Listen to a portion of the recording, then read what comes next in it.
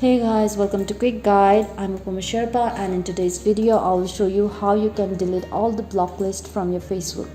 Blocking on Facebook is equivalent to deleting someone. Once you block someone on Facebook, it automatically unfriends the user from your friend list and places them in the block list. In order to delete all the block lists from your Facebook, you just need to watch this video very carefully and follow the steps accordingly. Once you download the app on your mobile device, you need to log into it with your existing account or create one if you don't have any. Once you log into your Facebook page, you can see the three horizontal lines on the top right corner. Once you tap on it, scroll to the bottom and tap Settings.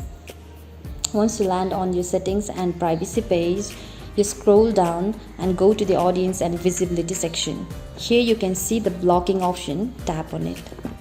Once you tap on it, you can see the list of the people you have blocked on Facebook.